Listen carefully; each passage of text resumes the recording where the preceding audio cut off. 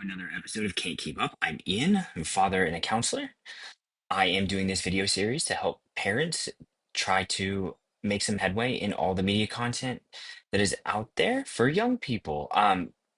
So just to be clear, I am not endorsing or promoting any of these projects. I get no benefits or compensation for any of the things that I do. This is purely for benefit of parents and trying to understand why some of these platforms can be challenging. So today we are going to look at Roblox. So if you're not familiar, Roblox is an app that allows users to both create and play a large amount of games. So for this video, this is your home screen. And if you'll look here, this is my user. And if you'll notice here, you have a 13 plus. So we'll dive right into the parental controls and settings. So if you notice that I have a 13 plus, which is an adult account. So the adult account doesn't have any restrictions on it. Um, but if we look at my profile, I want to make note of this. Or if we go to settings, and then um, we can look at how I went ahead and so I just created a user. So they want you to add a phone number. We've got my email address here that's verified. You can do a pass key. You have to verify your age, but for one of the next steps. But real quickly, I went ahead and put in 1932 as I typically do in these videos to just demonstrate that you don't have to put in a real date of birth. Now, Roblox does have a good protection against this. So even though I didn't put in my real date of birth, in order to set parental controls, you need to be able to verify your age and identity. So if you look here, you'll need to upload an ID. And I'm not going to do that, but just so you're aware, if somebody does put in a date of birth and they want to be able to set parental controls, or to access content that is 18 and up, and we'll get to the differences in a second, they have to verify their age with an ID, which is a good step for Roblox to take. So if you are an adult, you have to create an account and you have to link your account to your child. So I'm going to click over in this other window, and if you look, um, I can go here and I can sign out real quick. So it's very easy. It was just switch accounts. So I created an account that is an under 13. So we'll go ahead and log in. Once we're in that account, it's going to prompt me to log out of my other account. And so now, if you can see up here in the corner, you have an under 13, and it will affect the games. So when I move to the app and you need to download the app from the App Store to actually play the games, you'll be able to see that there are different games. So if you go to the settings here, there's no age verification, which is important because this is somebody that's under 13, which they've flagged. So this is a random date of birth. Um, they do have good parental controls. You can add security, content restrictions. You can do content maturity is mild, blocks experiences. Now, if this is something you can change as a user, you would only go up to moderate. But this is important, right? So you have here moderate violence, light realistic blood, moderate crude humor. So if you have somebody who's under the age of 13 as a parent, you can set up a password in a system. They're not able to change it. But as a user under 13, I can still edit up to a certain degree. And right, restricted is where you need to prove that you're 18 and over by having a license. So you can do notifications, you can track spending here, you can set limits for them to spend. You can look at your prescriptions, and we can look at parental controls here. And so this is where you'd click add a parent, would send an email to my account. I would go to my other account and I would link with my ID.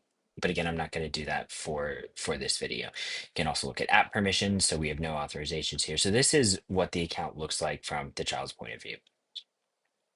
So as I mentioned, we're gonna now start looking at some games. So there's a lot of positives with Roblox being able to set some barriers or parameters where you can't just enter a random date of birth and get all the content. Now the challenge is you can enter a random date of birth and get most of the content.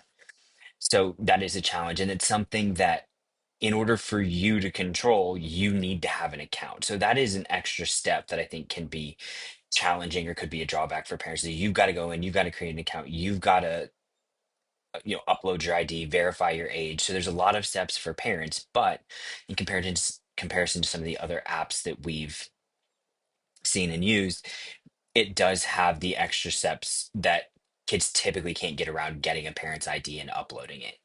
Um, but you'll have a store here. So this is again some of the challenges with you've got Robux, which is the currency they use, but you can just add and buy these things. And so it's very important that you've got limits on spending because these things are easy to spend. All you do is hit add. If you have enough Robux, it'll go ahead and download it. But there is a huge amount of things you can in the marketplace. You can search by creators, items, prices, relevant, sales, unavailable items. You can buy Robux here. So this is something that is really challenging for teens and kids is to have all of this available and not be able to get it, particularly if their friends have it. There's also some very interesting items here. An autism chain. You've then, up and to the left, you've got a gun on a chain. And again, so when we look at our ratings, because Roblox does this by maturity. So if we look at our ratings chart here, which is easy to find and you can navigate, um, you've got minimal here, occasional mild violence, light unrealistic blood, mild fear. So, and you can read through these. So these are different things that are flagged and then categorized for each game. Restricted is something that is 17 and up, and you'll have to have an ID. So again, there's a good block here for kids to be able to access this. But again, something moderate can still contain moderate violence, gambling content, moderate fear, crude humor. So if you have somebody who's under 13 but is 7, you may not want them to even be able to view the moderate content. So it's important that you're aware of what these games contain and what maturity labels correlate with what content. So in this link we've got open, this is just a very basic guide of how to link, which is important. It's very easy, and it's something that you can reference if you just go to Roblox support from the home page. So the next step of this, though, is that in order to play the games, as I went looking for it, um, if you go and click on a game from, this is the adult user account that I'm on. So if you go and click on a game, let's do the Gun Armory Tycoon. So again, this is assuming building a gun armory, and this is the challenge. So you have these sort of silly fictionalized characters that are not super realistic, but the content or what you're doing is buying and selling guns. So stack your cash, grow your base, purchase vehicles, and combat with other players a variety of weapons.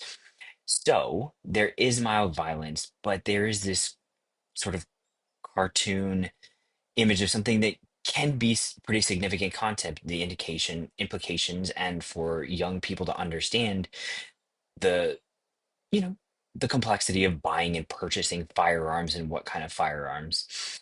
And for young people, their brains are not wired to attach future outcomes or future implications, or to really even be able to comprehend what they're doing. And so I'll have, examples or stories that I hear of kids, talking about guns at school or things like that. And really, if you look at this game, this is a very unrealistic game, but it has very real content. So this is where you can get, have challenges with moderation and where, you know, guns can be cool to kids and they can be new and they can be constantly upgraded. And so it speaks to a lot of what young people are looking for.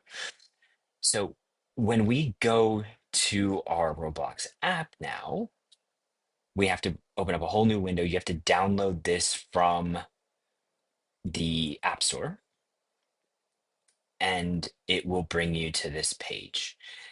And what we have here is a massive list of games. So one of the other things that you'll notice in here is connect.